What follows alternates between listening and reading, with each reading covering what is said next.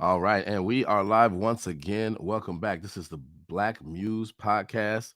I am your host once again, Jason Muse, and I am excited. This is going to be the third part of a multi-series deep dive on the Matt Walsh Daily Wire documentary entitled "What Is a Woman." Um, I've had the same guest, you guys might recall, in Ibrahima several weeks in a row. But today, for the first time, I'm going to have a new guest, and I'm excited to bring this person on. This is a person that actually I interacted with for the first time online on a social audio app called Clubhouse. Um, and but for his Celtics fandom, we would probably be best friends. But because he likes the Celtics, we are vehement enemies, or maybe frenemies, depending. But I want to bring this person on. He also has a podcast show of his own that he's going to tell you all about.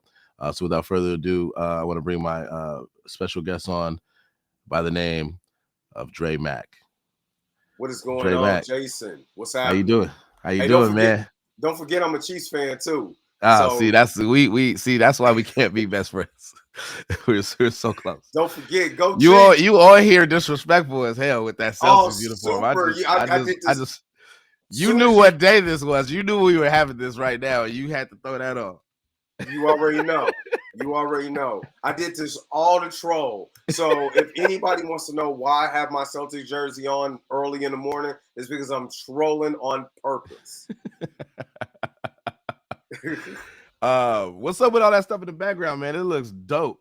So, of course, you kind of mentioned I had a podcast called the Dre Mac Show that lasted from 2017 to 2021. I kind of revamped, stopped doing the main social commentary, started doing comic books, reviews, comic movies, reviews. So a lot of this is my collection. So if you go to the Dre Mac Show on YouTube, I'm talking about comic movies and stuff like that. So you see all this type of stuff in the background. So yeah, so this is part of my setup. So And that's one of the things that we have in common is we like, comic book stuff, what I call blurred stuff. And so that's kind of one of the things that we kind of gravitated towards in terms of mutual interest. yes, sir.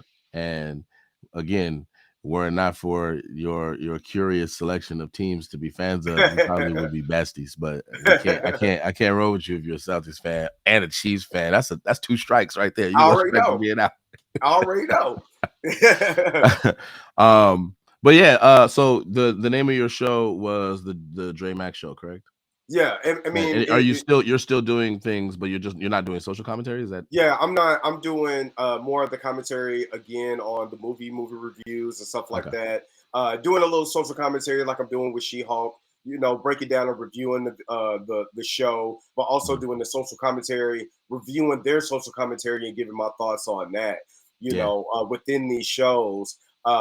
If you look back and go through my catalog, it's still on Apple Podcasts, Google Podcasts. I did a lot of social commentary, especially when you start talking about mental health and things that go on within the Black community, relationships. So those videos and stuff like that are still. I mean, those audio versions of the podcast is still up. It's on Apple Podcasts, Spotify. So all you got to do is look up the Dre Mac Show or the Dre Mac Podcast Show. It's still on there. So if anybody wants to go and listen to some of the older stuff, they can. I am in the process these next, I want to say 4 or 5 months in the process of getting ready to move. So I will be bringing back the show once I do my move, mhm. and then I'll bring that back with more of the videos and stuff like that with the commentary and stuff like that. But yeah, that's gonna come later on. Okay. Yeah, moving is hard though, so good luck with Yeah, that. yeah, Moving is yeah, never fun. Moving is yeah. never fun. But yeah, that's cool. It's nice to interact with somebody who, I mean, you're way more established than me. You've been doing your podcasting longer than me. I just started about really a month ago or a And I'm couple of and I'm months proud ago. of you because again, like you told the audience, you met us. We met through Clubhouse, Yeah, and that was by happenstance because I just so happened to click a room, yeah, that you were hosted, and we were talking about blur stuff, and I jumped right in, and you know what I mean. So I'm yeah. I'm, I'm proud that you got your podcast going. You're doing your commentary and stuff like that, man. So I'm just happy to be a part of this show. I mean, so I'm good. Yeah, hey, let's get into it. I'm excited to talk about what we're going to talk about, and I appreciate Yeah. the love. I never saw myself as being a podcaster at all. I was just on the social audio app, just talking to people, and kept coming up. But yeah, I'm on. I started off with a concept with another person, and we were regular co-hosts. That person Yeah. had to step away. Me and that person are still on good terms or whatever. And this is another person I met on Clubhouse, but that person had Mm-hmm. to step away. So then I had to kind of reinvent this on my own. And so now the concept is I just invite guests so that, as long as I'm here, I can still run it, but I have different people every week. So it's working out Absolutely. so good so far. So we'll Absolutely, see how it man. goes. And you got some good stuff. So you know what I mean? Yeah. Just keep pushing, keep grinding. Yeah. All right. So enough with the intros as far as like being a human being and talking to each other. Let's get into the topic. So we are here to Yes. talk about the Matt Walsh Daily Wire. I think it's fair to describe it as a conservative documentary, but a documentary entitled "What Is a Woman?" And it strikes at the core of issues that are related to trans people, trans rights, um, and also the um, advocacy on their behalf that the trans activist types are taking. Um, that I think a lot of conservatives feel are putting some absurd demands on society, that we're being asked to do stranger and stranger things in order to accommodate a certain segment of the population who the contention is by the from the point of view of those typically left of center and the trans activist types that they're being discriminated against in some way or they're being marginalized in some way. And so requiring of people and in some places in the world, in some places even in the United States by law, to respect people's pronouns, to make all bathrooms gender neutral, to um, uh, and some people would argue radically change social expectations and conventions around what were traditionally women's only spaces, and allow people who otherwise would not be allowed into those spaces, despite the dangers that might entail, however rare those occurrences may be. I'm thinking about the Wee Spa incident not too long ago, etc. These are the kinds of things that people are complaining about. Some people even go so far as to say that there are members within maybe a minority people faction within the LGBTQ plus community, or people pretending to be a part of that community, who are involved in something that they call grooming.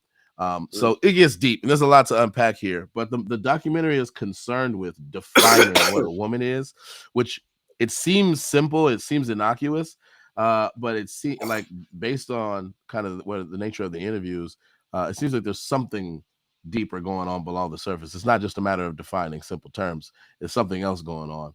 So that's kind of a rough summary of it. But I want to shoot it to you, Dre. And I would love to hear your summary of it as a whole, like I just did, but also hone in on a particular part that stood out to you that you want to talk about. Well, I watched the documentary twice, and forgive me, audience, I'm fighting the cold, so if I grab up here, I'm grabbing the mic to mute myself. But I watched the documentary like back to back. I literally watched it, then started all the way over again and rewatched it, just so I could understand what I was listening to. And one thing that actually stood out to me is that nobody that Matt Walsh actually reached out to, they couldn't define it logically, which what is a woman?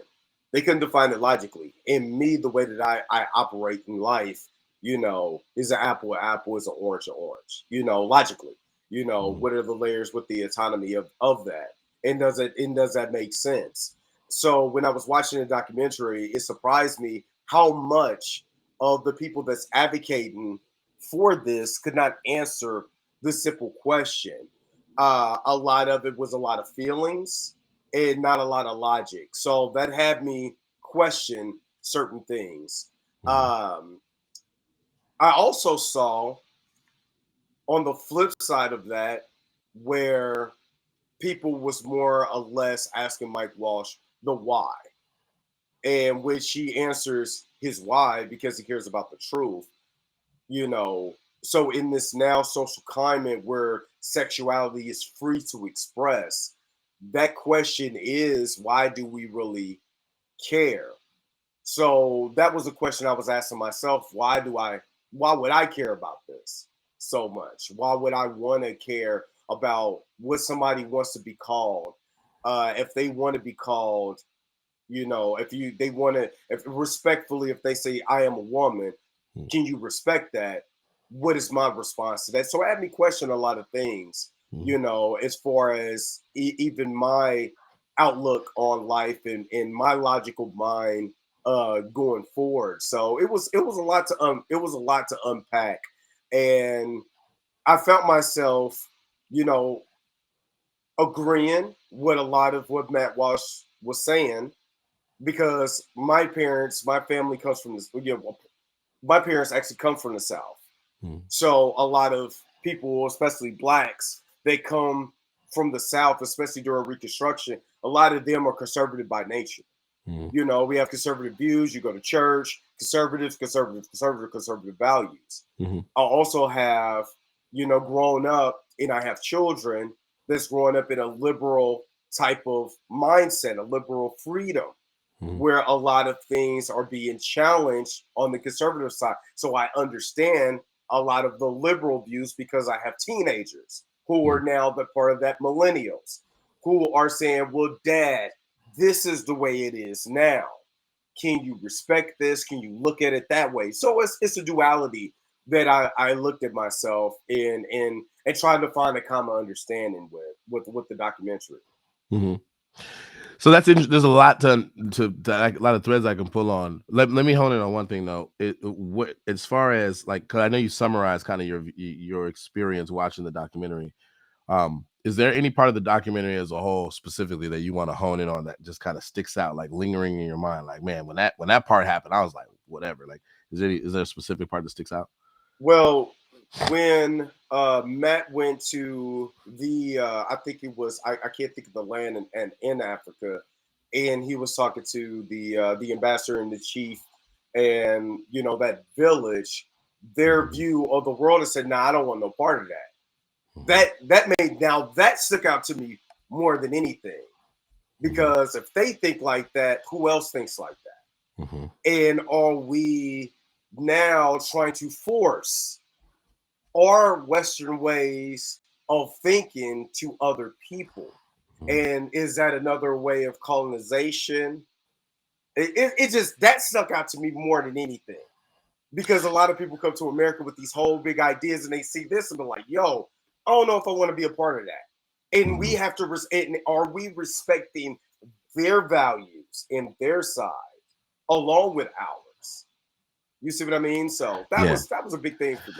I'm excited that you brought that up, because that's actually, I've done this in two parts with another guest, and that's actually a part of the documentary we never talked about, and I've been kind of eager to talk about it, because I think there's a lot to unpack there about kind of what Matt's intentions were for choosing that location to do the interview at, and what wider implications there may be.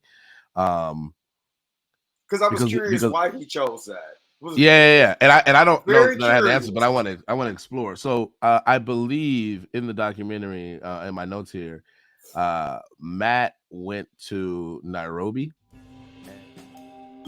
Maybe I'm looking too close to home.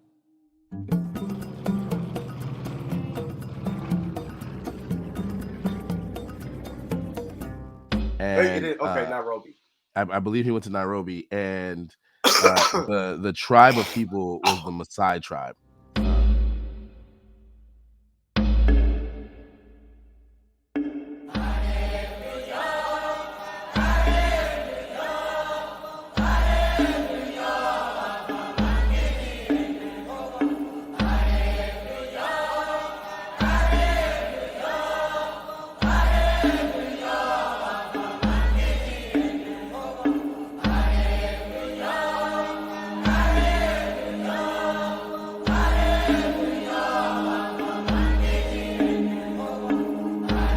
Came a long way to come and talk to you guys, thousands of miles from America.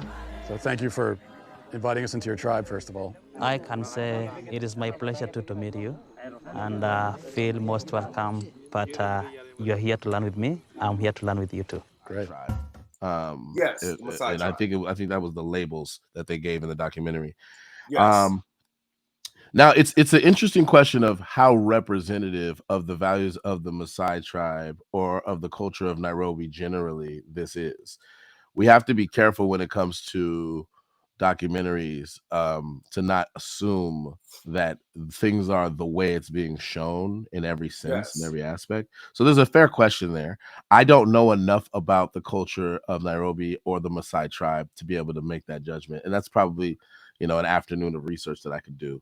So there's a question that I'll put a pin in, but if there's no funny business going on in terms of representing the kind of general views or disposition towards gender roles, gender norms in that culture, um, it kind of brings up some interesting questions about to what extent are the ideas that are germane to the kind of left-leaning gender ideology, if I can put it that way, without being too loaded. Um, like like how widespread are these ideas really, and what does it say if a significant proportion of the African continent actually doesn't buy into those things in terms of it interplaying or overlapping with the discourse on colonization? Well, um because my main thing was, out of all the African countries, which there's, I believe, it's 53 countries in Africa, he chose that one in that set of people because he could have went to Nigeria, he could have went to Ghana, or Cameroon. He could have went to anywhere, and I was questioning. You know what I'm saying? I think, to me, the look of the people. You know what I mean? Because not all, and that's the thing that I was kind of questioning too. Because when I say the look of the people, those people are villagers. Villagers. They don't go to the big cities and different things like that. So you got a set of people with a set of principles that's constructed in their own set of community. It's not a population of people. It's not like South Africa, and then it's not like Ethiopia. Places in Ethiopia and stuff like that. So there is a set of rules and standards that they have done within their tribe for many generations. Why set on that and not actually go to a city and try to answer that same question with with the same type of vigor that he had? So that, I think, that was a question for me. Mm-hmm. I have, yeah, I that everything you said resonates with me, and I had similar questions. I think for me, I really want, and again, this is probably going to require more research on my part when I have more time, but I really want to explore um the question of how foreign the kind of gender ideology that was kind of, in some sense, the subject matter of and kind of the target of Matt Walsh's documentary. How foreign are those ideas to the various different cultures and regions and tribes of Africa? What does a man do? What are his roles within the tribe? At the role of a man, you need to work for your woman. Secondly, to have children. If you have children and you don't have something to feed them, you are not still a man. And Right. and you can extend that to other parts of the world. My hypothesis would be that this is primarily a Western thing, and Mm-hmm. primarily a Eurocentric thing, insofar as Well, it's Western. I was And about that to has say, a look, whole bunch of potentially devastating consequences for framing what Matt Walsh is doing is somehow white supremacist. well, if it no, happens to be the case. Go ahead. because the idea of transgender or transsexual was outside of even Western view, because you have places in Asia, that that's what they do. They call them lady boys or whatever in certain places. Bangkok is one of them.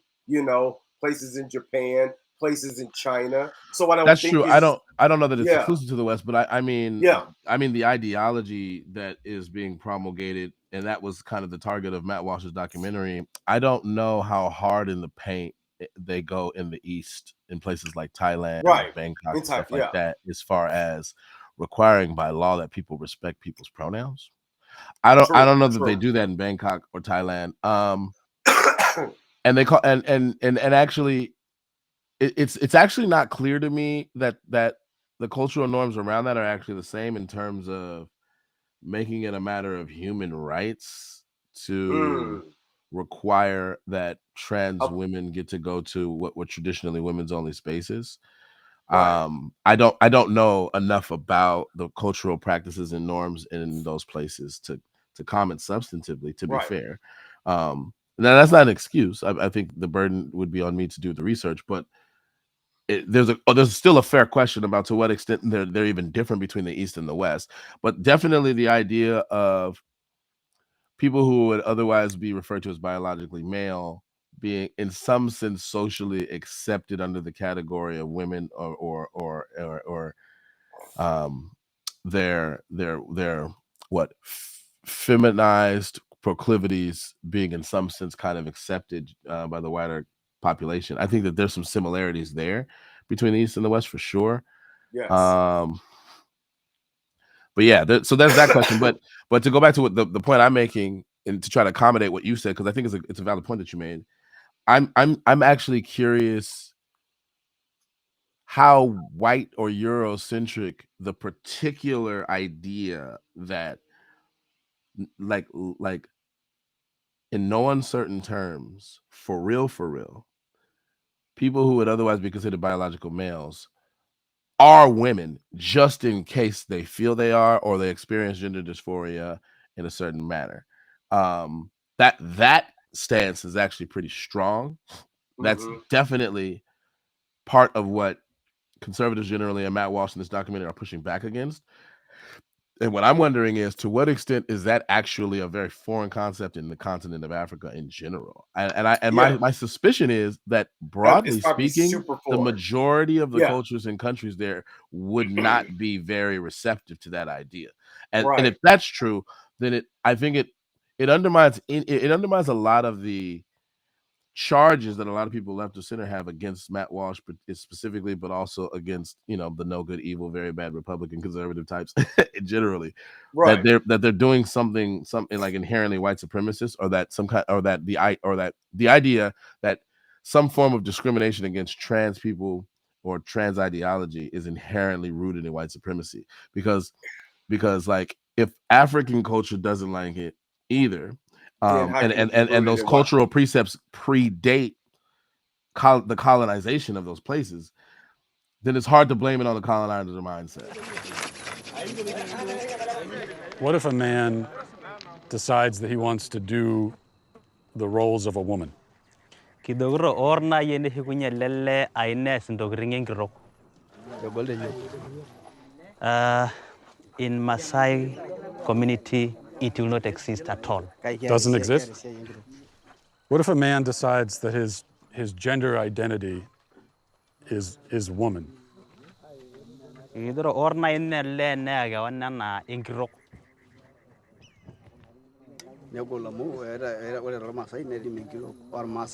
A woman has its own duty, and a man has its own duty, and a lady cannot do the duty of a man, and a man cannot do a duty of a woman. Can a man become a woman? No. No? No. What about a transgender? Transgender?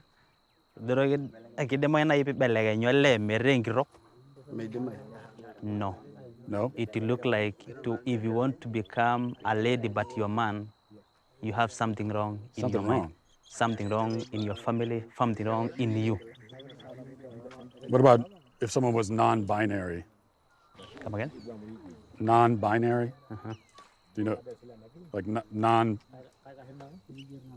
Like someone is... You're not a woman, you're not a man. Yeah, someone is neither. They're something else. Is that...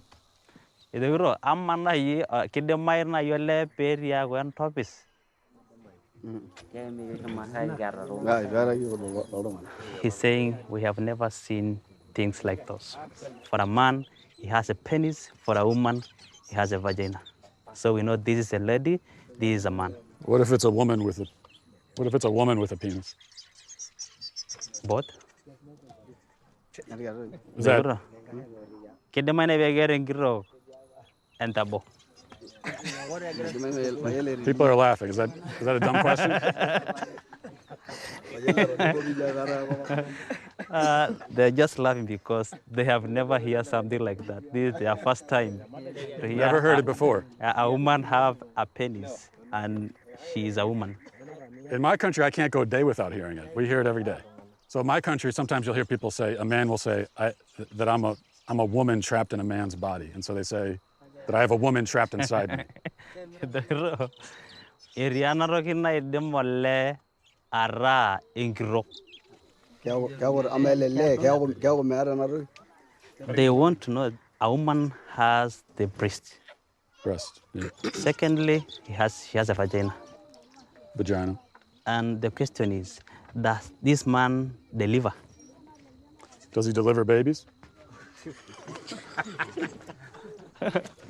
No, not as far as I know. The question is, let's say if you want to sleep a woman, definitely you'll do sex.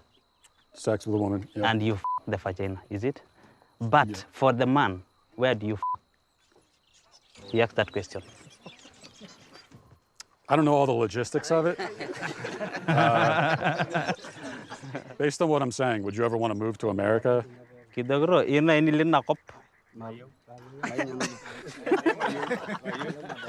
They said no, never. What is a woman, if you had to give it a definition? She's saying a woman delivered, a man cannot. So it sounds like you don't spend a lot of time thinking about gender. You just kind of live your lives. You don't think much about it. He said no, because we believe that's a God plan. God's plan? He's saying that I'm shocked on what you are telling me. He's shocked. Yeah. The Maasai people don't think much about gender, but they have a firm sense of their identity. It's clear that gender ideology is a uniquely Western phenomenon. So where did all this come from? Who came up with it?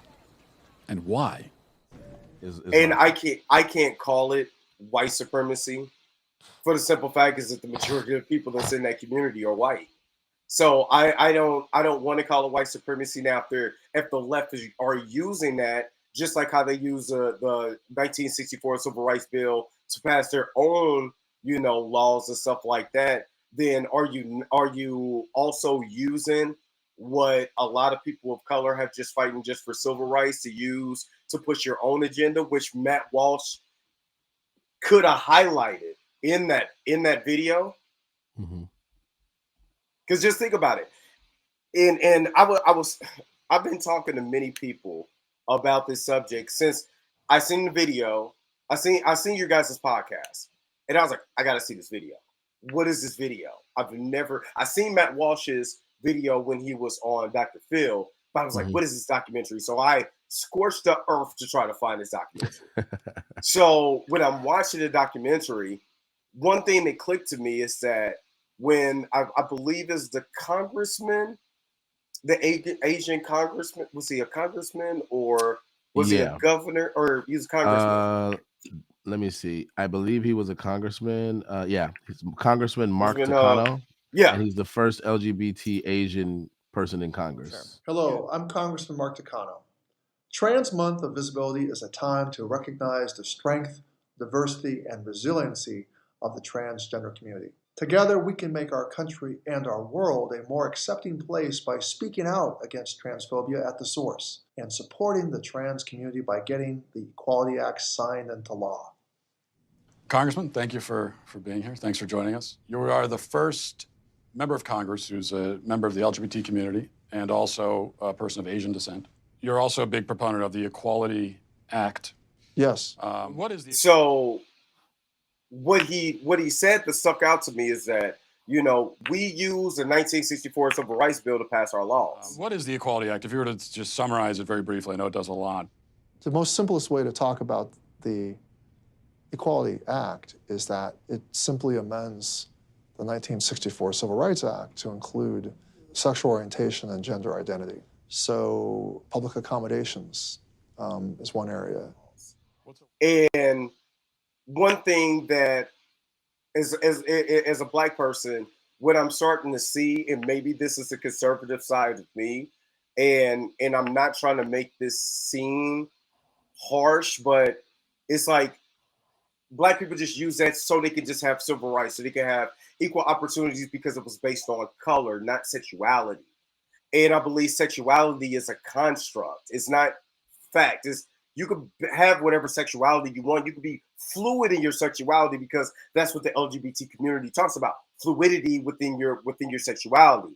I can't be fluid within my race, within my skin complexion, within my ancestry. So to be able to use the things that we try to have so we can just have civil liberties in this country, and you're using that so you could be able to insert your own ideologies within American construct, to me is more harmful than white supremacy. That's an interesting and controversial perspective. But it's not going to be very controversial. Yeah, but not one I haven't heard before. So okay, so now I'm gonna go into devil's advocate mode because I do want to make sure we have a nice expansive conversation, and I want to try to give voice to the pushback that I would anticipate coming from those left of center, those who sincerely hold these kind of gender ideology views. You do have I think well documented history of Black members of the LGBT community, and it is actually there's actually a racial dynamic that I think one would do right to name it, and that is that Black trans people are actually the most susceptible to various forms of violence because of a lot of the let's say generally recognized cultural norms around gender roles in the Black community specifically. And the Black community has been historically particularly vehement in rejecting Black members of the LGBT community, and a lot of violence has been manifested against Black trans people in that kind of cultural milieu. What do you think about that? Do you think that, I mean, well, before I get to the question, like, you have to take that into account if you want to be fair to the view, because to say that there's something antithetical to Black causes or Black civil rights or addressing the systemic issues that negatively impact Black people, the more you embrace the kind of causes, the kind of pro-LGBT causes, it seems to turn a blind eye to the fact that a subset of the LGBT community is Black too, and when it comes to intersectionality, they actually face multiple prongs of discrimination, those that pertain to Black people, those that pertain to trans people, let's say, or members of, or being a member of the LGBT community. They're uniquely manifesting and amalgamating and negatively impacting these people even more than they would negatively impact white trans people, let's say.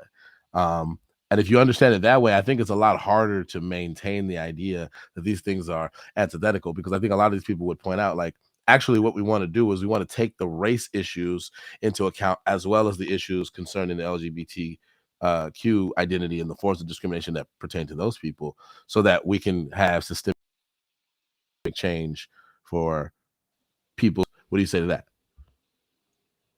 Well, I would say to that is that if you, of course, that's why I kind of was questioning Matt Walsh going to African tribal close out central land, and why he just didn't go into like a Black neighborhood and ask actual Black people in America what they thought about that, because it probably would have been on the same terms in certain areas as you would in that African country, because again, we're conservative by nature. A lot of us was raised conservative, and you may not think about it, but again, a lot of people who come from the South, are very conservative. If you grew up in a church, a black, especially Black church, conservative.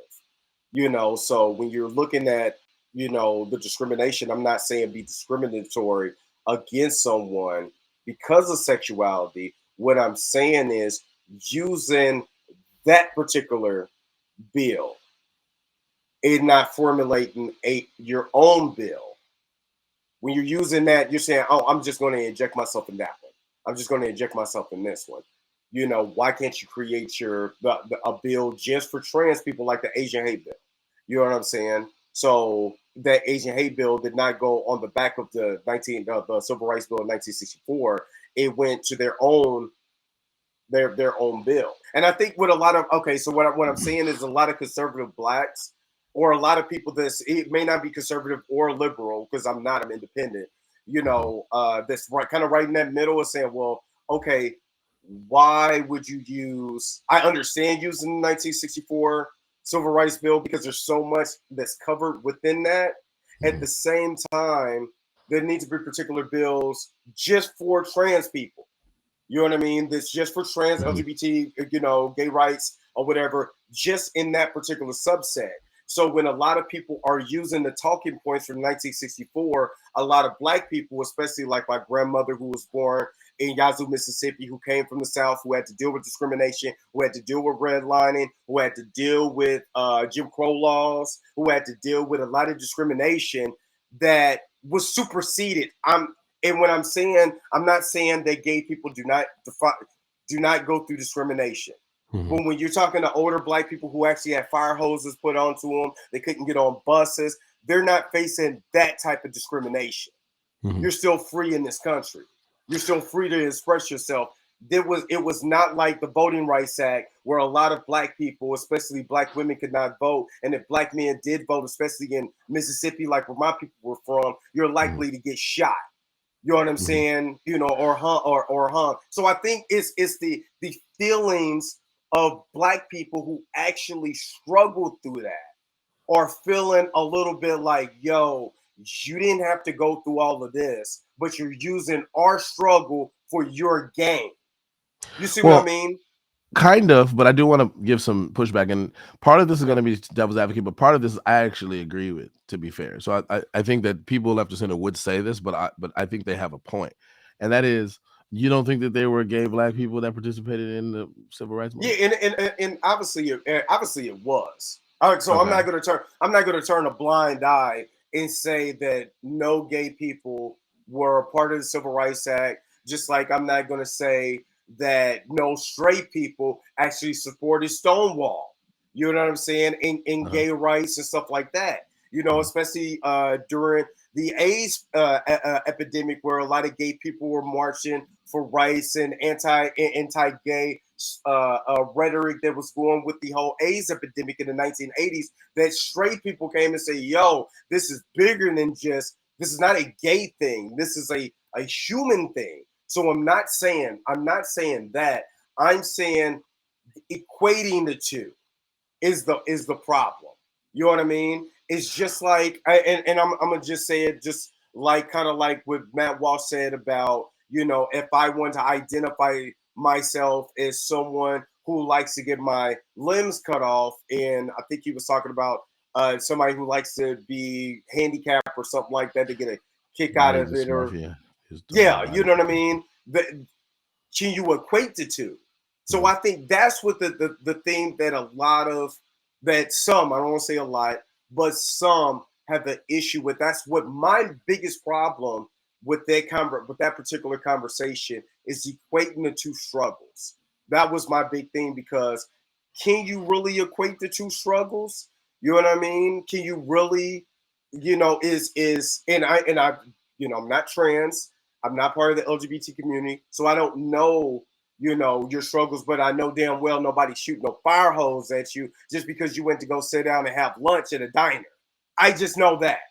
I just know that. But this is part of the pushback I started, and let me flesh it out. So I do think that it's not quite accurate to partition or parse the two communities, because instead you have both communities that are always going to be amalgamated into black queer people or black members of the LGBT community, and they go back as far as black people go back, presumably, even during times where it wasn't as common for them to come out and kind of pronounce that they were members of the LGBT community. And in fact, that terminology is fairly recent. Back in the day, if you were gay, you were just gay. People didn't necessarily straight. pronounce that. You just Yeah. you just had your proclivities or whatever. You did whatever you did. And so there we have part of what obfuscates that fact is because there were a whole bunch of social pressures to kind of keep that kind of thing hidden. We actually don't know always But was about it the really prominent figures that were Black throughout history, and a lot of them actually were freedom fighters too. James Baldwin? James Baldwin is a prime Baldwin example. is one example. Is a prime example of a gay man who fought for Black rights. Right. Because before he was gay, he was Black first. But that's okay. But there's an awkwardness there that I'm trying to get you to see, which is that to hold the Black identity as in some sense more fundamental to who you are than the gay identity is something that I think a lot of people have to sit in, a lot of Black queer people would challenge. They're just as much like a lot of them view their conception of themselves is that I'm like if I'm a gay Black man, for example, being gay is no less important or no less foundational to who I am than being Black. I'm both. Or being trans, if I'm a Black trans person, is no less foundational to who I am as a Black trans person than being a Black person. So the part of what's implied by what you're saying is that you want to keep these things separate and not merge them together. But what's awkward about that is when you have people who are both at the same time and have just as much pride in both at the same time, and they want to politic with that in mind, then for them it's problematic to try to have to choose one or subordinate one to the other. What they're saying is actually it makes a lot of sense to have bills that amalgamate these things insofar as you're dealing with the intersection of these identities, and you want policies that are devised in such a way as to deal with the unique challenges that people who are at the intersection of these identities face. So you're going to want your policies to amalgamate these in some sense, and it's not a bad thing to do that. What do you say to something like that? Well, the first thing is that if my sexuality, because I think where a lot of people try to get into the mind frame of this is that if being gay and being proud, okay, do you have the same thing with heterosexuals? Is heterosexual so much of a thing that I'm proud and heterosexual, or that I'm proud and I'm a collector? I'm a collector of you see what I got in the back. You know what I mean? So, excuse me, people are going to look at this and be like, well, that's kind of weird. This guy is talking about all of this stuff. And I mean, all of these particular type of issues. This man got toys in the back. You know what I mean? So but is that the only thing that I am? Because the thing is that I don't present myself as like I'm this heterosexual man. Because if I did, I'll be called it'd be toxic masculinity, or it'd be all these other subculture words, because I'm so proud of me being a man and me being masculine and me being heterosexual. I will have all these subtitles that have come to me and it'd be told to me just because I'm being proud of being heterosexual. And it's a totally different thing where you're proud being gay than you're proud being heterosexual. So what equates as fairness? So I'm gonna push back again, and I'm gonna do it politely because I'm not. I mean, I do. So the last pushback I gave you, I actually genuinely believe, and I try to be clear about that, because sometimes when I play devil's advocate, I don't genuinely believe it, but I try to be clear about that. This one again, I genuinely believe, and that's this. I think what you did is roughly analogous to say, well, what if I was white and I took pride in being white, as if.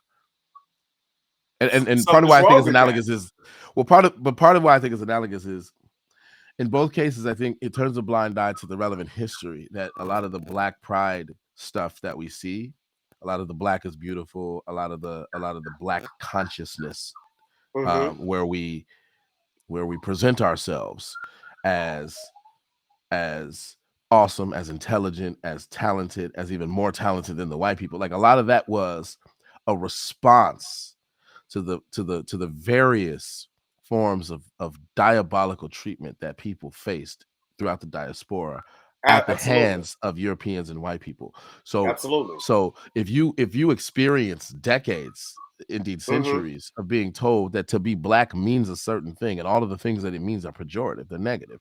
To be black is to be ugly. To be black is to be broke. To be black is to be less than human. To be black is to be a person who's incapable of voting. To be black is to be a person that can never touch, not even look at a white woman. To be black is to be the kind of person that can be treated as property, etc. But when you take pride in your blackness, even though that identity was foisted on you as a response to that, it's like, no, all the things that you consider ugly, all the things that you consider decrepit, all the things that you consider hideous, we are going to now decide to value, and we're going to put it in your face constantly. That milieu, that cultural milieu, is one of the hallmarks of the civil rights movement.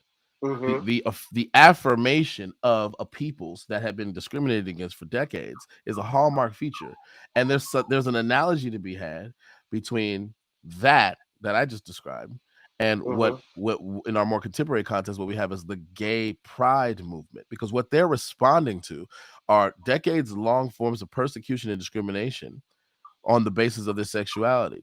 Because in our culture, historically, to be gay meant a whole bunch of pejorative things too. To be gay meant that you were wicked. To be gay meant you were going to hell. To be gay meant that you were crazy, literally crazy, right? I think it was 19. It was up to 19, and I don't have it in front of me, so I'm not going to say it out of context. But I believe it was 1960s, 1970s, and it was actually in psychological books, the DSM-5. That if you were to be gay was to be crazy. So exactly, and they had treatments and stuff like shock therapies they used to do. Is actually kind of messed up. The treatments they used to give them. To be gay meant that you had a certain kind of proclivity towards sexualizing children, that you were more likely to be a pedophile.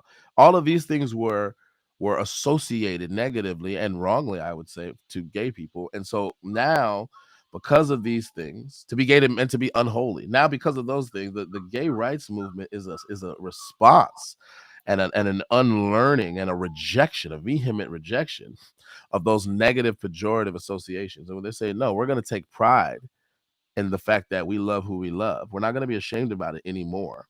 And and sometimes it gets a little extreme. I would say sometimes it gets extreme with the black thing that I talked about too, because you got black people that say stuff that resembles a lot of stuff that white supremacists used to say, but in reverse. And I have a problem with that. You got members of the LGBTQ plus community who are doing things like wearing assless chaps in front of kids, or are doing the more controversial kids drag shows. There's a discussion to be had there about whether that goes too far, but the impetus for it is understandable if you understand the history. So I think there is an analogy there. And I have an empathy for it. Again, to me, is that and again, a lot of pushback that I've had, especially, like I said on Clubhouse, that I didn't choose this life. As far as when people say I was born gay, I didn't choose this. I've had other people tell me that I choose to be gay. I choose to let people know what I am. You know what I'm saying? I choose to come out, and this is my fluidity. I have no problem with that. The problem that I have, one, equating decades long of trauma and slavery and different things like that to sexuality, and again, I'm empathetic for the people who, because nobody should be harmed. In those two instances, as far as harm being done, I'm empathetic. But I can't equate, I personally, logically, cannot equate the two, because you don't have to tell me your sexuality. You don't have to. And when you force me to tell, you now have to tell me that I'm this and I'm that and I'm this and I'm that. I think I have a problem with, because if I tell you to do the same thing, you can look at me like I'm crazy. You can look at me, you can have pushback. If I say, no, I'm not 5'9", you gotta tell me I'm 6'8". You have to tell me that. And you're gonna look at me like, but you're not. But no, you have to tell me. I don't believe we have the rights to tell anybody anything. We have the right to be respectful, but we don't have the right to push and force anybody to believe and do anything in this country. What is a free country if we're forcing people to do something that I may, not agree with?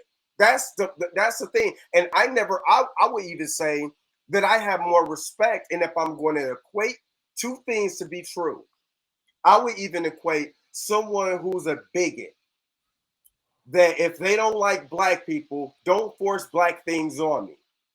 I physically cannot go to that person's house, knock on their door, and say, "Hey, love black people. You gotta love me.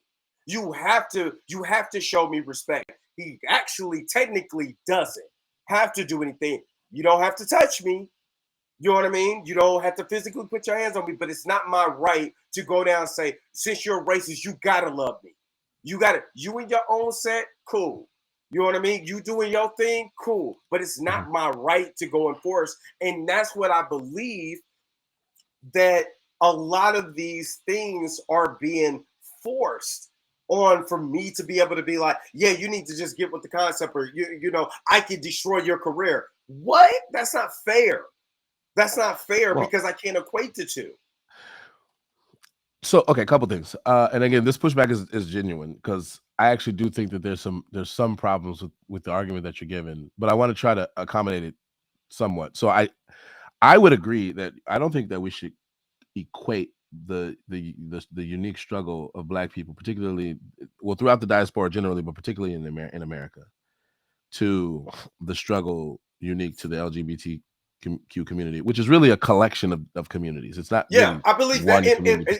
I agree that we shouldn't equate them. I agree But with the case I'm making to steelman the other side is not that we should equate them, but that we should acknowledge that there are analogies to be had, that there are similarities. They have certain things in common, and those things that they have in common help explain a certain kind of politicking on behalf of trans folk. That's one. Number two, I want to clarify that, because you kept bringing up sexuality, and part of that's appropriate because I evoked the LGBTQ plus, so that's gonna include or entail sexual orientation. Yes, but eventually we're actually going to get to the trans and non-binary folk, because we're talking about gender with respect to this documentary. This documentary is not really focusing in on sexual orientation per se. So to hone in on that, to be trans is a matter of gender identity and not a matter of sexual proclivity. That's not its defining characteristic. Its defining characteristic is about gender identity. And so all of the issues that you have in terms of sexual orientation are not quite going to be applicable when we're talking about trans and non-binary people, because they're not defined by their sexual proclivities. They're defined by their gender orientation, or excuse me, gender identity. But if we want to be more specific, perhaps we could say by the experience of gender dysphoria. But that's not even clear, because you have people who identify as trans or non-binary who are not diagnosable with gender dysphoria for whatever reason. So I'm not sure where gender dysphoria fits in as a defining characteristic, but it's loosely associated with it, because there are a significant amount of trans people who experience gender dysphoria. So I wanted to clarify those two things, and on my way to making this point, which is, I do think that there are a lot of similarities, more similarities than I think you've been willing to admit so far. Maybe you're willing to admit them, but you just haven't done so yet, and that's fair.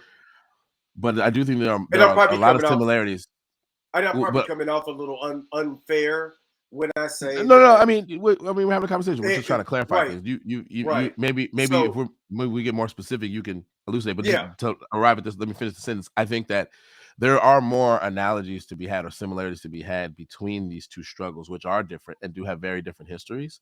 But the most important one to take into account is going back to a point I made earlier, which is the intersection between the two identities. So if you have a person who is Black and is trans, right, then they're going to have an amalgam of the forms of persecution.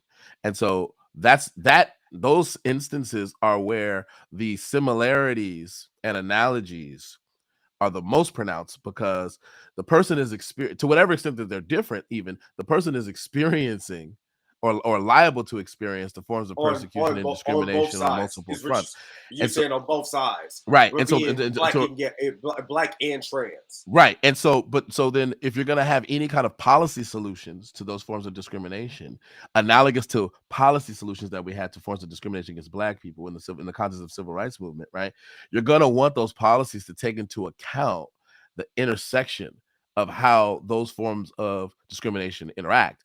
And that's the critique now, is that like we haven't we the civil rights movement did a lot of great things for Black people, but one of the things it didn't do is take into account the intersection of a lot of different forms of discrimination, how they uniquely manifest themselves for certain people, like Black women. So Black people generally got some benefits from the civil rights movement, and among them are Black women, but there's some unique struggles that particularly obtain to Black women that were not really talked about in the context of that movement. And now you have the Black feminist movement that has some critiques about it. Analogously, like we didn't really talk about Black gays in the context of the civil rights movement all that much. And so now you have Black gay people who are like, I got some critiques about how the civil rights movement didn't go far enough, I should say, because it didn't take into account these intersections. How do you feel about that? I mean, I'm probably gonna get in trouble when I say this. Honestly, at the end of the day, you can say Black women, Black man, Black feminist, Black trans, Black gay. Black is still the front of that. So if you're looking at a house, you're still under the Black house. You're just a subculture of that gay, woman, man, whatever you identify in the subset, you're still Black. So when you look at that 1964 bill, you're a Black person. You're covered under that. You know, now you have people say, well, I didn't get this and I didn't get that. And I think that's where I think I have a lot more pushback with Black. This is just my issue with some Black people that's saying, well, I didn't get enough because I'm a Black woman and we go through this too. Well, aren't you under Black? What is, you know what I mean? Isn't that not covered under you being Black and not just a woman, but you just being Black in particular? Like the voting rights, like the voting rights bill. You know, for a long time, Black women couldn't vote. Then they got the right to vote. You know what I mean? So now you have the right to vote. That's still under that if that 1964 civil rights bill for Black people was covered under that, you're still covered under the headship of that. And I believe if you're trans and if you're Black and trans and you're experience any discrimination, you're still covered on that 1964 bill. You're still covered under that because you're facing discrimination not only because you're trans, but you're Black. So I think I have a hard time trying to figure out, why do we want to put ourselves in subsets? Why aren't we? And I get it. This is what our tribes are. You know what I mean? If we're looking at tribal, you know, you have this one country, but there's many tribes into this.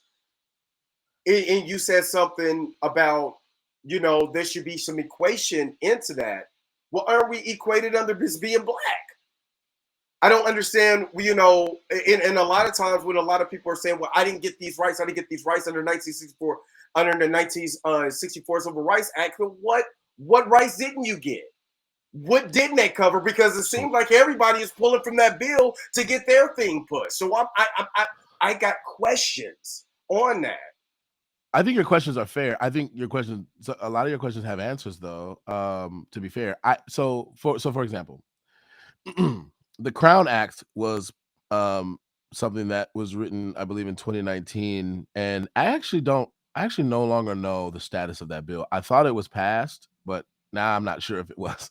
But the Crown Act basically instantiates into law legal prohibitions against discriminating against certain types of hair, especially with respect to military service and any kind of federal jobs. Now that's something I dealt with that. that impacts Black women far more than it impacts men. It does impact Black men because our hair textures are similar. I dealt with that. I worked Okay. at a I mean, job you where see they made my me cut my aesthetic. hair. Yeah, I gotta. yeah. It's They hard made to me get cut certain my jobs looking like this. yeah. Um, I got a sales job where they made me cut my hair mhm. after and then fired me after they made me cut my hair, and then they turned That's around and fired me anyway. right. But do you think that statistically that's more likely to happen to a black woman or black women or black men? That issue. I because I don't have any type of statistics or anything in front. Excuse me, excuse me, in front of me to be able Mhm, to equate that. mhm. But I believe we just seen a little boy who got cotton put in his hair. I believe that we've seen young black boys with Oh no, we dreadlocks have, no, we have have. dealt with that in schools. No, You yeah, know we what I definitely mean? have. There was the famous. I There was the high school kid that was a wrestler, who yeah, his hair was too long. It didn't. It and they made violated him some cut rules, it. so they had to cut They it made so him he can cut it participate. before the match. Right, right. So yeah, it definitely has negatively impacted black boys and black men. That's So I true. so What I was I asking is, who do you think is more likely statistically? I'm asking you to give me a I mean guess. I Is mean it going to be black men that are because negatively when impacted by those kind of because prohibitions against certain types of hair, or black women? what I believe is going to be black women because they outnumber us. That's just what it is. That's They're probably partially why, but also that's going to because be partially why. there's a very unique kind of importance that is placed on female appearance and the way that Hmm. female hair looks Hmm. in our culture. And so black women are disproportionately negatively impacted by things like that. And that's not covered by the 1964 Voting Rights Act or the 1965, I believe, Civil Rights Act, and Or 1967. 67. One of them 67, one of 64. I always 65. I always get them mixed up. So I apologize if I misremembered what they were. But those things clearly aren't covered in those things in any of those forms of legislation. So what I was basically trying to articulate is I was trying to give you illustrative examples of issues that uniquely implicate or negatively impact certain groups, certain subsets of the black population more than others. So when it comes to the population of black women, which is a subset of the black population, right? Hmm. Things like discrimination against certain types of hair tend to negatively impact women more often or worse generally, statistically, than they negatively impact men, although they do negatively impact men as well. Another issue that uniquely implicates women generally, but black women, if we're talking about subsets of the black population, would be the issue of sexual assault. Black women are more prone and experience forms of sexual violence at way higher rates, and it's not even close, than black men do. Although black men are sexually assaulted too and do experience sexual violence too, right? Those are two quick examples of things that uniquely implicate people who lay at certain intersections. And I'm using that terminology because intersectionality is the kind of ideological presuppositions that a lot of people left of center are using to illustrate these ideas. And I think they do have a point, which is, if you're just saying everybody's covered under the black label, it's not quite accurate because it doesn't take into account the unique manifestations of forms of oppression that impact certain subgroups of black people more so than the rest of the population, because they lay at those intersections of those identities, black and being a woman, or black and trans, etc. What do you say to that? Well, when you use the analogy of sexual assault, I believe I did a podcast last year when we were talking about it was called about hidden truths, where we were talking about assault, especially when it comes to black men, Mhm. and a lot more times black men have been sexually assaulted at a higher rate, but has gone undocumented. Especially if we look at young black boys who was assaulted um, within their younger period of times, but it wasn't accounted for, or it wasn't um, the police wasn't involved. Or you start talking about the prison rate of young black men who are sexually assaulted. They're not covered under any law because of their incarceration. Mhm. So when there's always going to be, and I was trying to pull up, trying to find some of the information from that story that I had in that, and of course I don't have the information now because I didn't know we were going to go to that particular point, but there's always, and I believe there's always a fair amount on both sides. Just one is not documented as much as the other. Now, when it comes to hair, and you start looking at the corporate set, women have a tendency to be able to change their hair, to go get wigs and stuff like that to put it on. Where in the fact that a man cannot. So you come in with dreads, they want you to cut your hair. You don't have to cut your hair. You can't put on a wig and go to work. Where in the fact that Black women could to hide her hair. Should she have to hide her hair? No. Just like I'm saying that anybody who's, non-binary or trans in this particular area, should they have to hide who they are? No, I'm not saying hide who you are. What I'm saying is that I'm trying to put it in a context where it makes sense. What I'm saying is that when you look at these all of this, we're still getting a fair amount of, even though you might not see it, maybe it might not as documented as much, we're still getting a fair number of lashings. Yours might be highlighted more than mine. Yours might be documented more than mine, but that doesn't equate from that it's not happening to me. Just like how I said I was working at a sales job, and the general manager came in and said, "Hey man, you need to cut your hair." Mind you, 2 weeks after working there, cut my hair on the 3rd week, fired me on the 4th week. Mm-hmm. You see what I mean? Just because mine is not documented. Just because mine is not documented does not mean it happened to me. Just because sexual assault has happened to me, it may not be documented, especially when you start talking about Black men who have been assaulted by other Black men, assaulted by men. It's far less documented than it is women who have been assaulted by men or women. You see what I mean? It's far less documented, especially when you go and you start talking about the prison system. You start talking to these men who have been sexually assaulted in their lifetime that led to them to have promiscuous lifestyles, to change their whole mindset. Those are things that have happened. It's just less documented. Doesn't mean it didn't happen.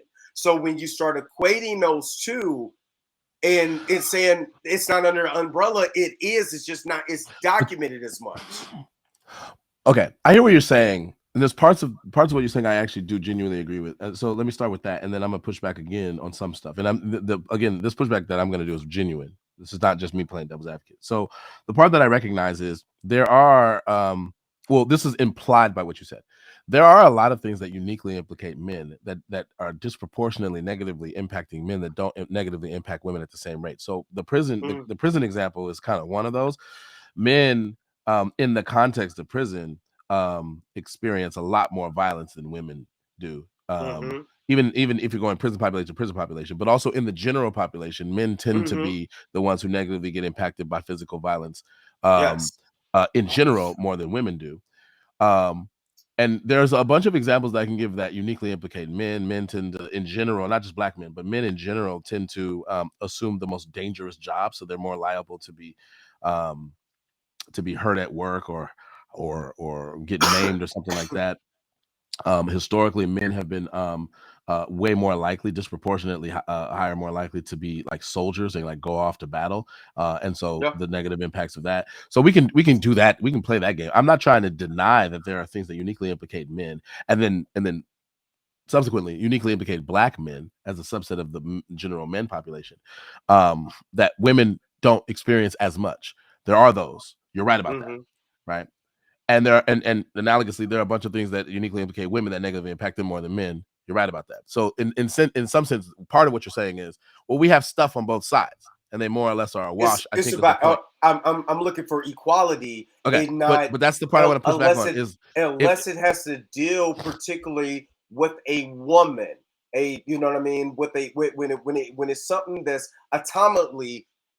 Yeah, did I say that right? Anatomically, yes. Anatomically, that has to deal with a woman, and she's Black, like how women were, especially Black women, were used to create stem cells research, and they were using particular Black women to be able to do particular type of experiments that they end up developing stem cell research for. When it negatively impacts Black women in that particular area, then yes, I believe one is abortion.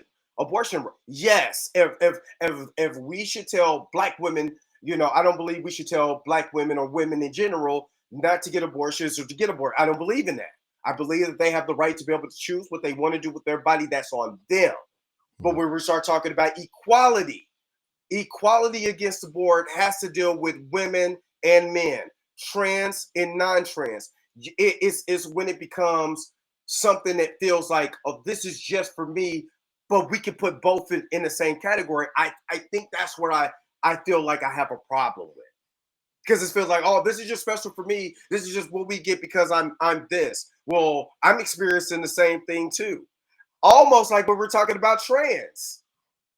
You see what I mean? That's why I'm trying to. When it's like I'm trying to. I can get this because I'm a Black woman. I deal with this. Well, I deal with it too. Can we be equal? Can we have it under the same umbrella? No, I just want it particularly for me. But does it cover me because I deal with the same thing? My hair was cut too. They made me do this with my hair. Why aren't we covered under the same umbrella as far as equality? But to your point though, it's actually generally not the case that Black men deal with the same things women deal with, right? So one example that you just gave was in anything pertaining to birth or abortion is one such issue. But it doesn't even have to just be abortion. It could just be the issues of complications of pregnancy and how Black women are disproportionately higher medically medically, to miscarry and absolutely. things like that, right?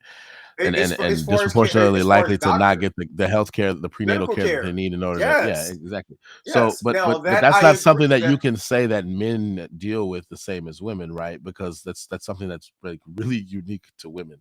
Well, And yeah, I know because that can be well documented. I'm kind of fudging it because I know that there are people left of center who would take issue with that because they would want to use the terms man and women in a more inclusive way.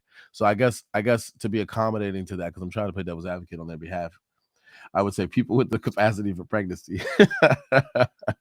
I don't like the term, but I'm gonna use it. People with the capacity for pregnancy, which is what I meant. I meant women as a shorthand for that. But apparently that's not inclusive. So people with the capacity for pregnancy are uniquely implicated when it comes to issues of pregnancy. Obviously, it's almost a tautology. Well, somebody most men are oh, not. go ahead, I'm sorry. Most men are not subsumed under the category of people with the capacity of pregnancy. The vast majority of men are not. That's what I meant to use the term man to refer to the subclass of human beings that do not have the capacity for pregnancy. Well, Okay. I believe it was not Stormy Daniels, Lord have mercy, that's Trump's old flame. I can't think of the comedian, but I can't think of the comedian, trans comedian. I think where I've learned, this is just from and again, there's so much. Well, this person said this, but this person said that. I'm gonna just go off of your male and female, biological human male, and biological female with reproductive organs from birth. If I'm wrong, just tell me I'm wrong. Because when you say, now that you say man and woman, because they made it just so inclusive, then it's male and female now non-inclusive. That it starts to becoming confusing. So I'm gonna just say a biological female with the reproductive organs that was biological at birth. Now, take with that as you may. I ain't got nothing to do with that after that. You can just call me whatever you want to. Just wave your hands like I don't know what to say. I don't know what else. What am I supposed to? And I think that's and I believe that's the part that I agree with the documentary so much, is that if there was a clear cut understanding, like the example if you want to be called a woman, fine, but you're not a biological female, fine. If we can come to that understanding, it's like there's no common ground or understanding, because now it's so much of, well, no, I am this. But trans women are women is the and if you want me to call you a she, if that's what you want me to call you, fine. But are you a biological female with reproductive organs? No. And I'm gonna give you this example because I had this on Clubhouse. Someone told me on Clubhouse that if I was out here dating someone and a trans woman came to approach me, that she doesn't have the right to disclose her sexuality she's not required to give me that information, even though she does not know what type of female that I deal with. See, in that is an issue because I'm like, what if I don't like non-biological parts or biological parts? That makes you transphobic, apparently. So my pushback on that was you're a bigot, Dre.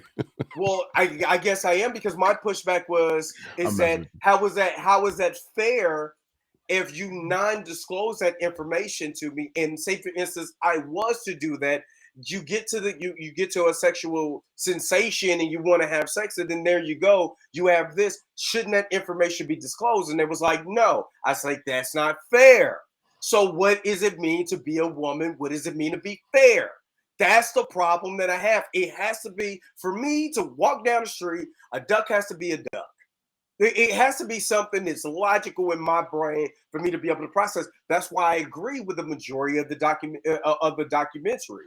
You know what I mean? Because it just talks like a duck. It's just, okay. Now I want to play devil's advocate, and now I'm playing devil's advocate. I actually don't genuinely, sincerely hold this view, but this to me is now entertaining.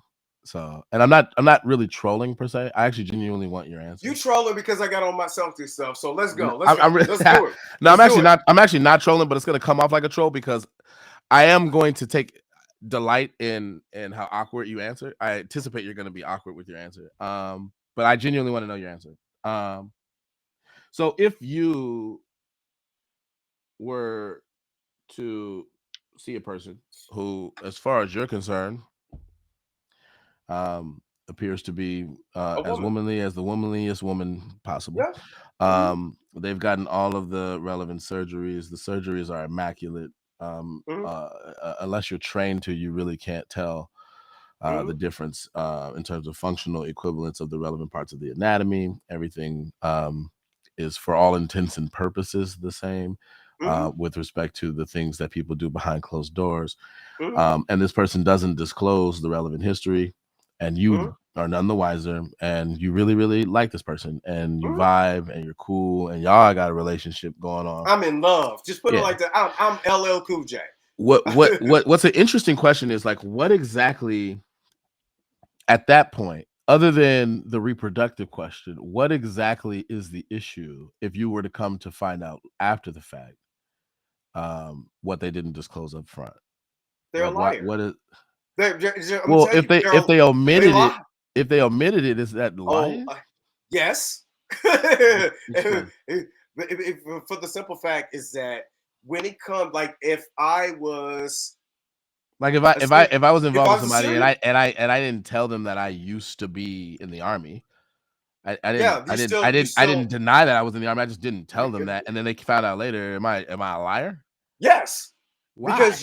Because in relationships, you're supposed to tell information that is going to be important later on.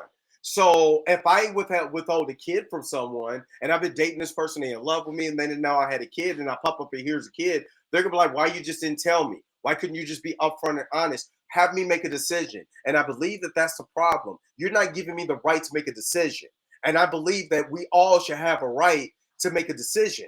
If you want to deal with me or not. If you're so proud in what you believe in, well, give me the fact, give me the decency, give me the respect to tell me so I can be able to make a decision. Hell, I might be down with it if you tell me and give me my own area to be able to make the decision. I wouldn't even be mad at you. But if there's you a lot of that, things but if that you we take, don't, but, there's a lot of aspects of ourselves that we don't tell other people, even in intimate relationships. And I wouldn't say that means we're liars. I wouldn't say that makes us liars. But how big? Well, okay, so we're fibbing. So no, I wouldn't even. It's not even necessarily deception. If I just withhold information, like I don't. But that is. I don't think I've ever told anyone I've ever dated and I mean these are serious relationships, every single facet of myself. But did you Now I understand make a that there's certain things that dramatic matter more than change? others. Well, let me finish. Yeah, There's certain things okay. that matter more than others, right? So, but I'm saying like, first of all, it's not always clear what those are. But I think that most people would regard whether or not you changed your sex, if I can put it that way, as a big deal. And so that would probably go into the bucket of that's the kind of stuff you should probably tell somebody you're going to be in a long-term relationship with, for sure. I'm not trying to deny that or be willfully dense about that. But like, I don't know, man. Like, for example, body counts. Like, we don't always disclose that. That's pretty freaking intimate. That probably has something to do with whether you want to be with somebody long term. And a lot of people don't disclose that almost that's ever. it. And that's exactly why people in the divorce rate it is what it is now, because people don't disclose their body counts, but because nobody wants to be honest. Just tell me. See, that's the thing that I. What if you lost count? Dog, you just say I lost count.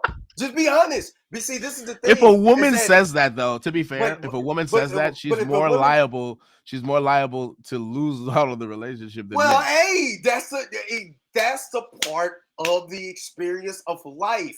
But that's unfair, though. No, that's not fair for women. That's not fair for women. It's not unfair. Dude, and I'm our culture doesn't treat these things the same. What I'm telling you is that life is not fair. So I'll give you an example. Before you go there, I give you an example. If and this literally happened, Mia Khalifa. We all know Mia Khalifa. I said Mia Khalifa. We all know who that is. You know what I mean? She got married to for my audience. Who is that? Who's Mia Khalifa? I'm playing. So everybody knew what she did on camp, what she does on camera for a living. Everybody knows. You know what I'm saying? Because she's an actress. She's a very good actress. But what that Wiz Khalifa's cousin? No, yeah, it is. All right, go ahead. So she got married to a guy who obliviously did not take the time out to find out who this person was. Did not take the time out. He married her, found out what she did, and divorced her. And then she's on camera crying. Well, if you give people, because you can't live this life and be like, okay, now I gotta close out this because I'm afraid. I thought you was proud of who you were. I thought you walked with all this glee and all with your chest pumped out. Well, walk like that. Walk the way you talk it. And a lot of people don't want to do that because they're afraid. A lot of people like Donald Trump because he walked when he talked. The people didn't like him because he was literally if he said it, if it was coming out of his mouth, that's what it is. And I can respect. He did say a lot of things that weren't true. He said a lot. Yeah, he did. He's loose with the facts, as Obama. But yeah, I mean, I could. Let me shut up. Let me not go there because I can say. You sounding real MAGA-ish right now, bro. I'm not. What I'm pointing out is that in this land we're more about deception. And I believe that if you lived a particular type of life, I respect people more. Now, everybody's not going to respect you, and that should be because of what life you led. If I was in jail, in and out of jail my whole entire life, I'm not going to expect every job to give me a job. I'm not going to, every time I go to a place and knowing I've been in and out of jail and I got this criminal history, I know maybe this particular job, it's not going to accept me. That's okay. I have that expectation. And a lot of people have this high expectation that everybody's supposed to fall in their category, and they're not, but so they be Decepticons. Because I have my Transformers in front of me. So. Okay, but there's some nuance here that I want to try to address. And we only got 15 minutes left before we cut off, but I want to try to get into this nuance because I've been holding on to it for a while. So the nuance is basically this. There are a lot of social implications to disclosing certain aspects of ourselves that a lot of us are keenly aware of. And it's not obvious in any particular instance in advance, whether or not people are going to assess or evaluate or judge us fairly based on facts about us from our past, particularly the things that are considered shameful socially. Mm-hmm. Body count for women is something that is an example of that. Whether or not you've had you've had a gender affirming surgery, if I can put it that way, is another one. even if you talk about disclosing your criminal record, right? Like it's not obvious that the person that you're dating and you really like and really want to be with, whether or not they're going to assess that or evaluate that fairly, or whether they're going to write you off. What is And it? so But there's a is it? lot of Is it? pressure. There's a lot of pressure about the decision to disclose that is revolved around that, as But if opposed to they, trying to as opposed to trying to deceive anyone. What a lot of people who are operating in good faith, what they're trying to do is not necessarily deceive anyone. What they're trying to do is ensure that they don't unfairly get a negative consequence by a person who's not willing to evaluate exactly what the past was, the extent to which those old ways are not the ways of the person now, etc. And if you really, really, the decision is high stakes in the context of intimate relationships, because if you really, really like a person, like if you have reason to suspect that that person is not going to be cool with whatever your hidden history is, or the facet of yourself that you haven't revealed yet is, that's a lot of pressure, bro. Like that's a lot of pressure. Whether it's the fact it's a that you had part, a kid in a past life, the fact, all of that stuff. but Now it's a part of I life, though. understand. Wait, but I want to give credence to some of the stuff that you're saying that resonates with me, which is this: a lot of people deal with that high stakes situation by lying, by being deceitful, by acting as if the opposite is true. So they will act like they don't have a kid. They will act like they never did have a criminal history. They'll hide that stuff. They'll obfuscate that stuff, etc. And I think that there is an element of deception to that, insofar as they are acting as if, or leading the person to believe that the opposite is true. That's So deception. so now can we equate that to a person who's acting and moving in a way of a woman that biologically or anatomically, did I say it A- right there now? Anatomically, yeah. Anatomically was not born that way? Wouldn't that, if you didn't disclose that information? So and I believe this is just a decision making point. So because you might like me, you might think the world of me, but I still have to be able to accept who you are, all of it. That's no difference than, like I said, if I went to jail Hmm. for sexual assault of a child, Hmm. right? Hmm. But I act like that never happened. I went and I got a woman, and she fell in love with me or whatever, and I never disclosed that information, and that woman has children. Hmm. Wouldn't that wouldn't and everybody and people who's gonna watch it be like, oh, that's extreme. No, it isn't, because I acted like nothing ever happened. I think Isn't your that analogy. I think the analogy is somewhat fair because they have a lot of similarities. I do think that you're not wrong to point out that there are substantive reasons to feel some type of way about a person not disclosing um, that they've gotten gender affirming surgery, bottom surgery, as it's colloquially called, etc. Um, because that is a part of who they are, even by their own standards.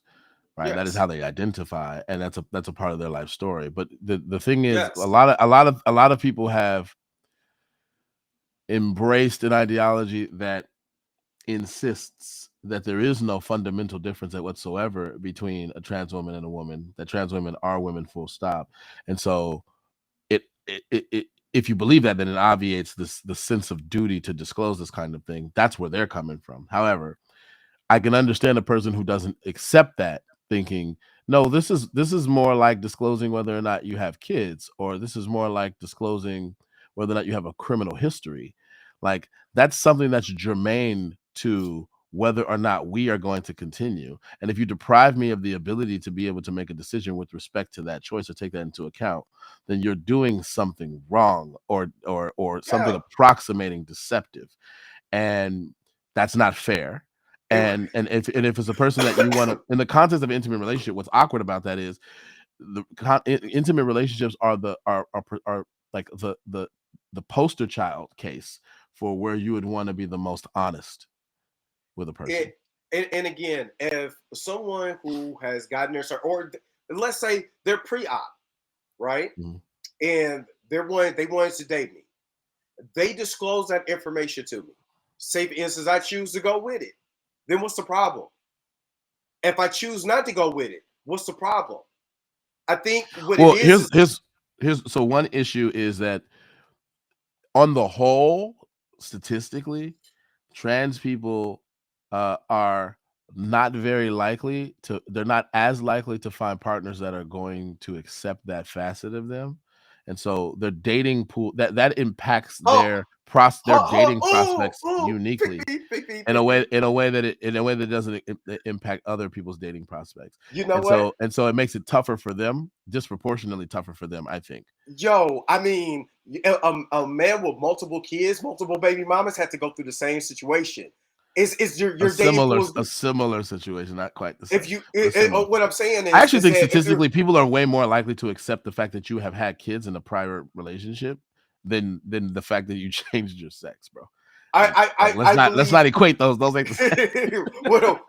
what I'm saying is that this is just to me. If I know what the game is, I have to play the game by its rules.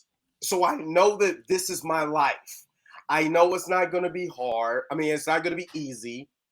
I can't make everybody win. I can't. And I think everybody wins. It's some bull crap.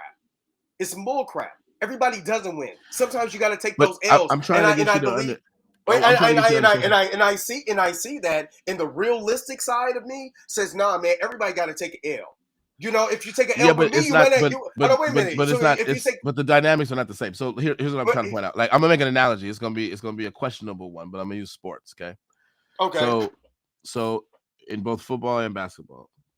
Okay. So in the can we use the NFL, Celtics as an example? no, in the NFL, the fullback position is all but like But lost in gone. the NFL, right?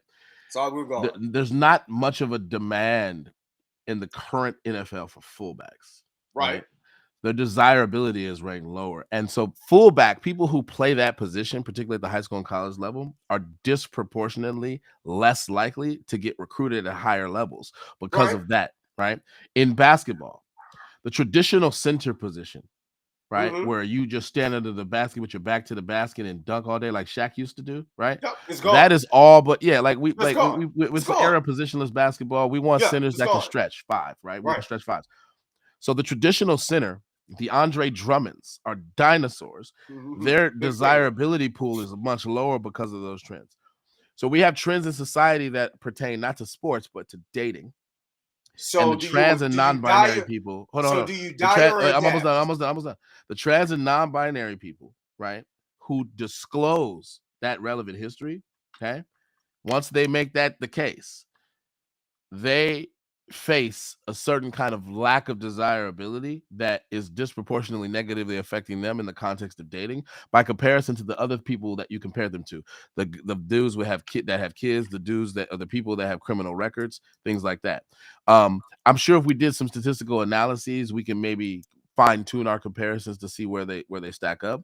But what I think you're doing is I think you're assuming something that may not be true, which is that they're more or less equal. And I don't think that that's the case. My hypothesis would be that in the vast majority of places in the country, particularly a trans woman who is seeking to date a man, biological man, and discloses that, they're going to be discriminated against more so than the man that has children is discriminated against in terms of women suiting them, and probably even the broke man, probably even I seem like they the get man with a women all criminal the time. record. The man with a criminal Jesus. record. Like I'm just saying, like it's more that's way more taboo than those things. At least that would be my hypothesis. Now, I would have to find data to back that up, to be fair, and I don't have that data right now on hand. So right now it's just conjecture with no Yeah. real support. But I'm saying you got to be careful because at least you should acknowledge that that's possible. And if that's true, then you can't just equate them and be like, no, it's all the same. No. It is the same because you're talking about dating. So do you die or adapt? When you're talking about dating, do you die or adapt? Because a man, say for instance, a man is not physically good looking. His dating pool is going to be shrunken a lot more. So he has to find his particular lane. A man with a lot of money can't go and try to get an Instagram model because the two lanes don't equate. You know what I'm saying? So does he die or does he adapt? And what I'm saying is that either you die or adapt, and that goes for anybody. Whether you're part of the LGBTQ plus community or whether you're part of the heterosexual community, if you know good and well that a lot of heterosexual men, might But if you know, if your dating pool is negatively impacted because, and this is the contention of people on the left, if your dating pool is negatively impacted because people fundamentally misunderstand how gender works and misunderstand your gender identity, and they have a bunch of prejudices, unchecked biases against you that are not fair, isn't that a problem? Once you convince me to what happened to the art of communication and communicate with me why those prejudices should be broken down instead of you just looking to date and non-disclose, why don't you talk to me? And I think that's the problem, is that we don't have enough education as far as people coming out and say, this is me, this is who I am, this is what I'm doing. And I think that is the problem. That's exactly what trans activism is aiming to do. Is exactly what you're Well, saying. Educate people, raise awareness.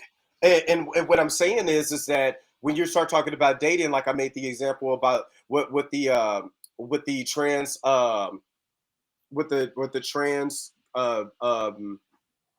girl, I believe, we was on Clubhouse and we had that conversation.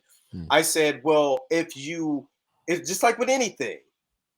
If you talk, and I understand the fear of talking to someone and saying, you know, this is the things that have been on in my life, like drugs or anything. Everybody has a fear. It has a bias. It has a thought that if I tell somebody I smoke crack and I'm trying to go date, they're gonna have so many prejudiced thoughts in their mind because of the way that it's presenting of someone who was on drugs and has dealt with the fact of drugs. And I'm not sure, so I put trans people in crack in the same thing. Don't say I'm saying that. What I'm saying is I'm equating biases. That's all I'm doing is equating biases. So I don't sound funny. But I do think that what's awkward about that comparison, to be fair, is I think that people would have more of a substantive reason that's not rooted merely in ignorance or prejudice to discriminate, quote unquote, against a person who's addicted to crack or who smokes crack regularly, as opposed to discriminating against a trans person, because the trans person is not a crack smoker. There's substantive differences that make. No, well, there's substantive differences. I know you're not equating them, but all I'm trying to point out is that there's substantive differences between them that actually make discriminating against one more reasonable than discriminating against the other. And I think that the main contention that a lot of trans and non-binary and trans activist types have is that the discrimination is rooted in a kind of ignorance about how gender works, and their contention is that trans women are women anyway. Like that, like you're basically getting a hang up over biology. So you're gonna force me to like you, no matter if you disclose any information to me or not. Just like I don't think that a person who has that view would say that. I think that what they're saying is it shouldn't matter because I believe it. This is the reason why I believe it should, because all of us have a past. All of us has things that we need to talk about. And one thing, and there's 4 types of intimacies, right? In relationship, and this is for heterosexual, gay, it doesn't matter. 4 types of intimacies, and this is on my TikTok too. If you go to the Dre Mac Show on TikTok, I break down the 4 types of intimacies. And emotional intimacy is one of those. Things. Emotional intimacy is one of the things that we fairly rarely do that actually brings the tie of a relationship together and makes it stronger. The reason why emotional intimacy is so important, because you start talking about the deep, and this is part of goodhealth.com or goodhealth.org. It's goodtherapist.org. I'm sorry. So what it does is, when you talk about emotional intimacy, what it does, it breaks down the barriers of prejudice and biases and stuff, because now we're talking on an emotional level where I have a lot more empathy, because we're now sharing things that deep down inside we would not be able to conduct or be able to talk about within a group of people. So if I'm dating, and that's what I'm saying, is that if I'm dating someone and they disclose, hey, I'm gonna be honest with you, this is my past, and they broke down in that emotional, we're sharing emotional intimacy, I am now more likely to empathize with them, because now they're sharing that emotional intimacy with me. So now I could be able to have a general understanding, and I could be able to go forward with the relationship if I choose to. The problem is that if you do not disclose that information, it's almost like you held me hostage to the fact where I could have been doing what I want to do, and you decided, no, I'm gonna keep this from me and just find out at a later time, or never tell you what at all. And I don't think that that's fair. What do you think are some key takeaways, maybe one or two key takeaways from the documentary that you're going to go with moving forward? One of the key takeaways that I wanted to take away from that documentary is, for one, is the logical explanation of what is a woman. If it is a logical explanation of what a woman is, and what I mean is a complete definition. That's it. Just a complete definition, not a roundabout definition, just a complete definition. Then I'm cool with that. Just like when someone said a woman can include trans and this and the other, but if you said female, then I understand. That makes more sense to me than just say I'm a woman and you just have to call me that. You know what I mean? So that was one of the key things. I believe if you're going to be loud and proud, and I want you to be, I want the LGBT community to thrive like anybody else. I just want you to be just honest with your ideology, and push that. And if you're going to push that ideology, just, to me, it has to be a way where it's understandable and not forced. You can't be a Jehovah's Witness with it. And I believe a lot of this, just to me, from what Matt Walsh showed, was a lot of, pushing to this and making it a social norm where it doesn't have concrete, so it's not, everybody can't get on board because there's no concrete surface. So you got to make that surface concrete. So if you want to get everybody on board, just make it concrete. And then I don't think you will have a problem. Me personally, hey, do what you do. You know what I'm saying? Just don't, I don't like the force thing. Just like nobody likes anything forced. Nobody likes to be forced. On a scale of 1 to 10, what would you rate the documentary? 10 being the best documentary you've ever seen, 1 being the worst. I would say it was an 8. I would give it an 8. For the simple fact, it just opened my eyes to a lot of the information, especially when we start talking about, we didn't really get to this, but the source of the information were a lot of the talking points from the LGBT community came from. A lot of the psychological professors. I think one, John Money was one. Yeah, John Money and the other guy. But learning that information really opened my eyes. It made me start to question a lot of things that, if you're pushing this ideology, like a lot of people have their ideology, and one of the biggest ideologies in world history was turned into a war in World War II because somebody was trying to push an ideology. You know what I mean? So ideology, just like Christianity or anything, is always being pushed. So do you want to associate your ideology with that type of person? You know what I mean? So yeah. I'll probably clip it in there, but the two people that were cited were Alfred Kinsey and John Money. Kinsey and Money, yeah. So do you want to? So my biggest question is: do you want to associate the ideology with that person, just like someone's, associating a white supremacy ideology with Hitler? White pride, being prideful to be white with Hitler. You know what I'm saying? I'm not saying that you can't be proud to be, prideful to be white and Caucasian and have pride in your race. Do you want to associate it with that guy though? You see what I mean? So, but anyway, this has been a pleasure. Thanks. I want to give you one last bout to say what's up to the audience or say goodbye to the audience rather, and then we're gonna close out. Oh yeah, I appreciate everybody just hanging with me and Jason. If you want to follow me, just go over to YouTube, which you're on right now. Just go to the Dre Mac Show. I'm actually getting ready tonight to do a video.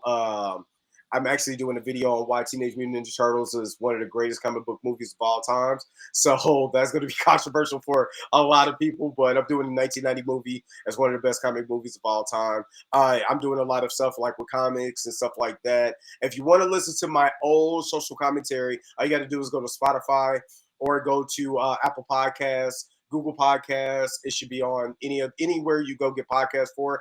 Go to the Dre Mac Podcast Show. You can listen to all my old shows. I got some good topics on there too. If you want to listen to the old stuff, if you want to listen to the new, and my comic reviews, movie reviews, just head over to the Dre Mac Show or the Real Dre Mac on IG, and you can check out some of my videos and stuff like that, and and have a little fun with me.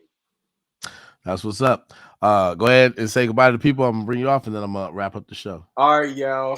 Y'all taking these comic sessions. It's hilarious. I know. All right. All right, then, Dre.